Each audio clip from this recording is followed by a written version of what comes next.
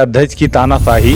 अध्यक्ष अध्यक्ष अध्यक्ष अपने मन से, आप लोग फिर अपने मन से आप लोग हिला नहीं पाए, हार गए कहीं ना कहीं, वकील साहब हार गए कहीं ना कहीं।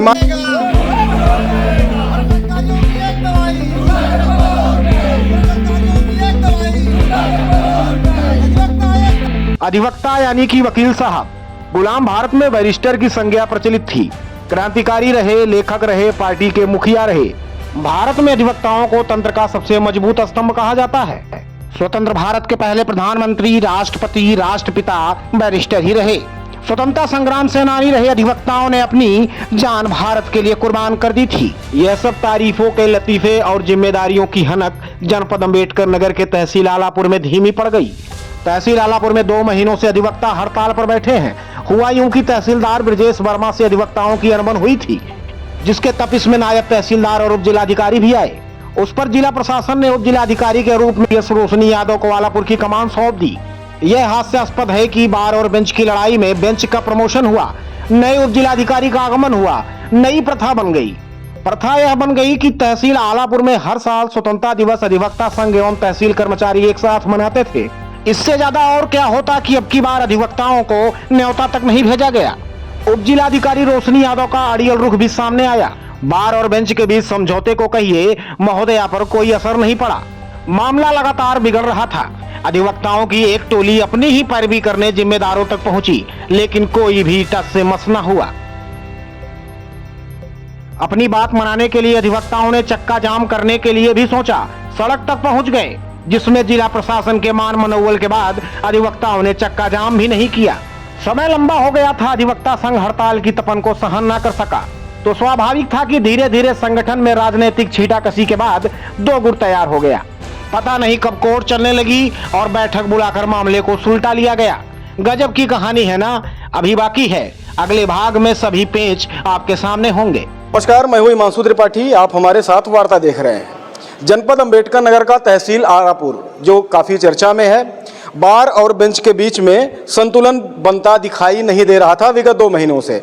आज एक बैठक हुई। बैठक में यह निर्णय लिया गया कि अब कल से कार्यवाही शुरू की जाएगी, यानी कि कोर्ट बहाल कर दी जाएगी। चारों कोर्टों का बहिष्कार अधिवक्ता संघ ने किया था। अधिवक्ता कोर्ट में जा नहीं रहे थे, फरियादी आते थे, घूम के चले जाते थे।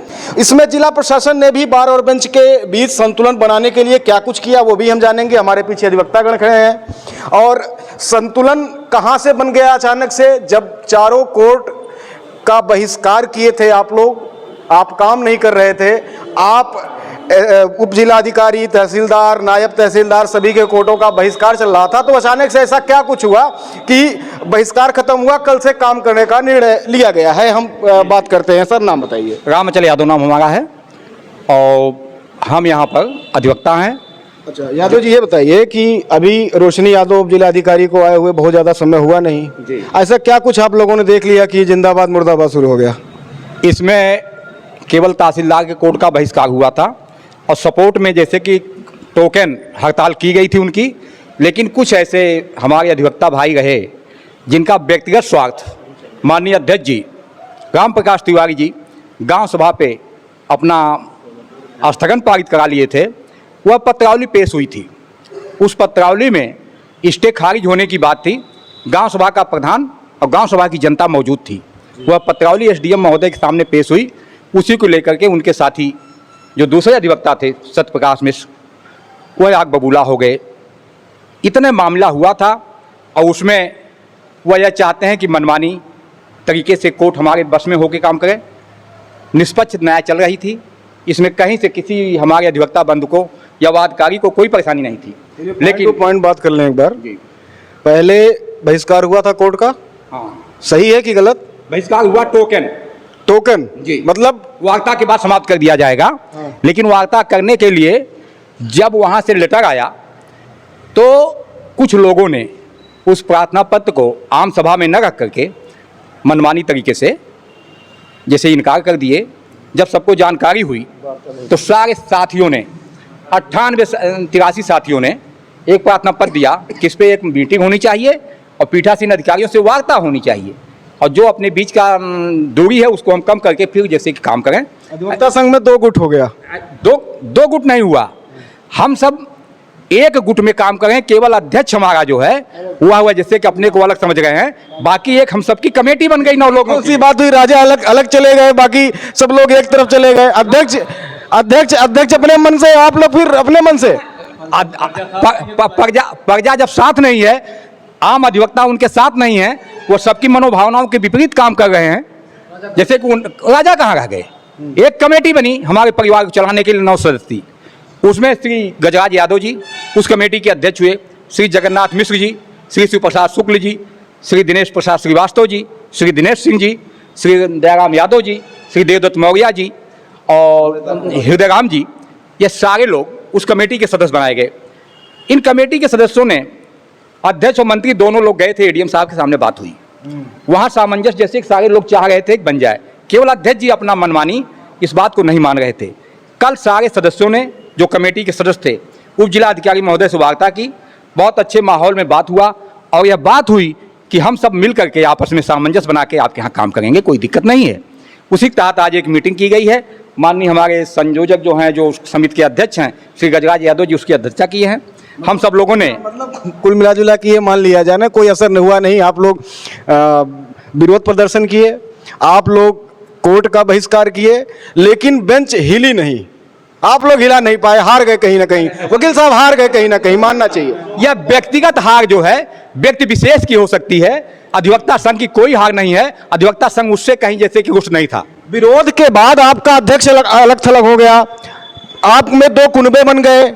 कुछ लोग कहते थे कि हम विरोध करेंगे, कुछ लोग काम कर रहे हैं। जब यहाँ पे विरोध भी चल रही थी, उस समय जब जिलाधिकारी रोशनी यादव से हमारी बात हुई, रोशनी यादव ने कहा कि 144 फाइलों को हमने देखा है, और उस समय आप लोग ये कह रहे थे कि हम काम नहीं कर रहे हैं। नहीं, काम कर रहे हैं। उन्होंने जब काम करना बताइए। काली प्रसाद पूर्व अध्यक्ष काम कर रहे थे, हम लोग सभी लोग काम कर रहे थे। कुछ ही लोग जो असामाजिक तत्व हैं, अध्यक्ष के इशारे पर जो नाचते हैं, जो मुकदमे में उल्टा सीधा ऑर्डर कराना चाहते, वही नहीं चाहते कि अध्यक्ष को अध्यक्ष नहीं मानते। हाँ, और हम उनको राम प्रकाश को अध्यक्ष नहीं मानते। किसको मानते हैं? हमारे यहाँ जो कार्य मतलब समिति बनी, उसमें के जो गजराज यादव हैं वो अध्यक्ष हैं। ये अध्यक्ष रोज बदल जाते हैं? बदलते नहीं, वो कार्य समिति जो बनाई गई समझौते के लिए, सुलह समझौते के लिए, और सुलह समझौते में अध्यक्ष आए ही नहीं, जबकि आज ही की मीटिंग रखी गई थी, वो आए नहीं। इसका मतलब वो अलग हैं। अच्छा, इसका मतलब अलग है। वकील साहब, एक चीज है, बड़े स्मार्ट लग रहे हैं वैसे आप, नाम बताइए एक बार। अमृत कन्नौजी है। ये चित भी मेरी पट भी मेरी, ऐसा कुछ देखा गया ना 12 बेंच के बीच? नहीं, ऐसा कुछ नहीं है। देखिए, कहीं भी जो शासन की मंशा है उस अनुरूप काम होना चाहिए, और प्रबुद्ध वर्ग है, हड़ताल कोई विकल्प नहीं है। 2 महीने से ये गतिरोध कुछ लोग जो है आपसी वर्चस्व के लिए ये कायम किए, लेकिन अंततः जो अधिक सदस्य हैं वो काम करना चाहते हैं, और उस दिशा में एक कदम जो है उठाया गया है। और ये जो सीनियरों की एक कमेटी बनी है, उसमें बाबूजी ने जो निर्णय दिया है उसके अनुरूप सब लोग काम करेंगे। बाबूजी, निर्णय क्या आज का रहा है? यही है कि बहिष्कार जो है उसका कोई आधार नहीं है, बहिष्कार समाप्त किया गया है और सारे लोग काम करेंगे।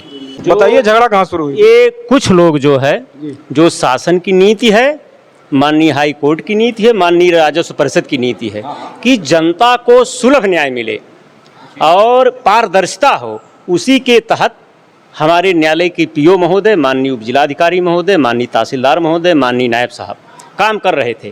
कुछ लोग अपने स्वार्थ हित में गुमराह करके हड़ताल कराना चाहे, लेकिन हमारे अधिवक्ता गणों को, समस्त अधिवक्ता गणों को जब ये जानकारी हुई कि पर्सनल स्वार्थ में वादकारी का, जनता का हित चाहते हैं, अधिवक्ताओं का हित चाहते हैं, पर्सनल स्वार्थ में जब जानकारी हुई, तो लोगों ने कहा कि ये हड़ताल बिल्कुल गलत है। जो माननीय शासन की नीति है, जो माननीय मुख्यमंत्री जी की नीति है, जो राजस्व परिषद की नीति है, जो हाई कोर्ट की नीति है, उसके तहत यहाँ अधिकारीगण, न्यायालय के जिलाधिकारी महोदय और तहसीलदार महोदय, माननीय नायब साहब, सारे न्यायालय कर काम कर रहे हैं। वकील साहब बताइए, तंत्र के प्रबल स्तंभ होते हैं अधिवक्ता। जी जी, आप ये बताइए, कहाँ तक ये हास्यास्पद नहीं है कि एक पक्ष कह रहा है उप जिलाधिकारी रोशनी यादव जिंदाबाद, और एक पक्ष कह रहा है उप जिलाधिकारी रोशनी यादव मुर्दाबाद?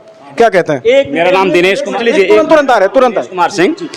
मैं ये बताना चाहता हूं कि हमारे परिवार की मुखिया हैं रोशनी यादव जी। हम अपना विधि का व्यवसाय करते हैं। अधिवक्ता यहाँ आता है, विधि का व्यवसाय करता है, परिवार की मुखिया हैं, उनके अंडर काइंड कंट्रोल हम लोग सर्व होते हैं। एक व्यक्ति विशेष के नाम पर ये बातें उठाई जा रही हैं। एक परिवार हमारा है, अधिवक्ता की कोई जाति नहीं होती।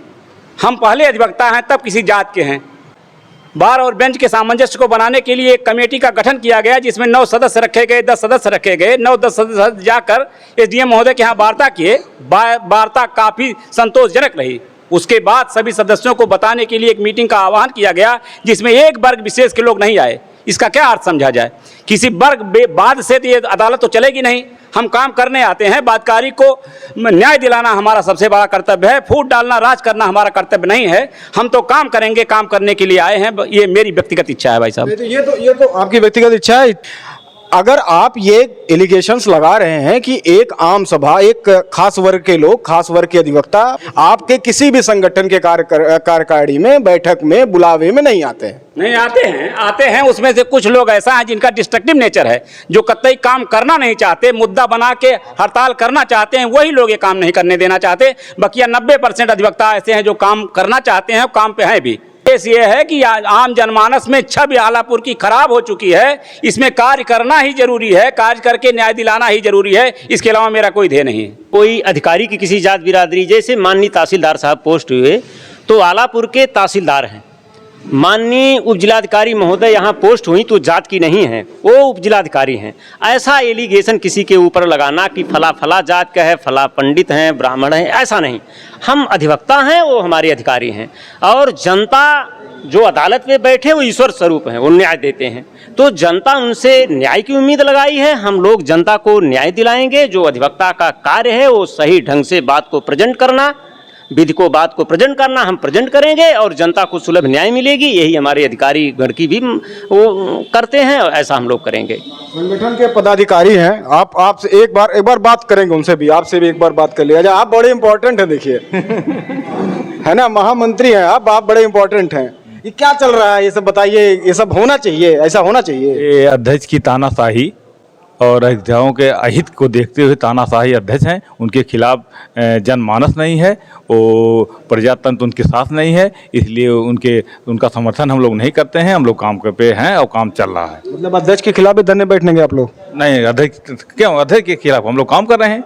मतलब अध्यक्ष मतलब है नहीं? हाँ, वो तानाशाह अध्यक्ष के साथ हम लोग नहीं रहेंगे, उनकी तानाशाही नहीं चलने देंगे। अध्यक्ष तानाशाह बता रहे हैं। अब जैसे ये है कि बादकारियों के हित के लिए हम लोग तो तहसील में आते हैं। जब हम अधिवक्ता बनते हैं तो पहले शपथ लेते हैं कि पैसे की बात नहीं रहेगी, हम पहले अपने बादकारी के हित को ध्यान में देंगे। जैसे हड़ताल चली किसी बात को लेकर के, लेकिन उसका समाधान भी होता है। लेकिन ये नहीं कि रिजिट हो जाए हम। जब वार्ता हो गई, जब वार्ता में यहाँ काम नहीं चल पाया, तो इसीलिए तो एल्डर्स कमेटी गठित कर दी गई कि भाई ये लोग चाहे उनको मैच्योर समझ लीजिए और चाहे मैच्योर समझिए। तब यहाँ के जो बुजुर्ग अधिवक्ता थे, बड़े अधिवक्ता, इन लोगों ने एक सोचा कि भाई ये लोग काम नहीं करेंगे, अब हम लोग उसकी पहल करें। तो इसीलिए एक 10 लोगों की कमेटी बन गई कि भाई अगर ये लोग नहीं समझ पा रहे हैं तो हम बुजुर्ग हैं, किसी को 50 साल का अनुभव है, किसी को 25 साल का, किसी को 30 साल, किसी को 40 साल का। इसलिए एक एल्डर्स कमेटी गठित हुई।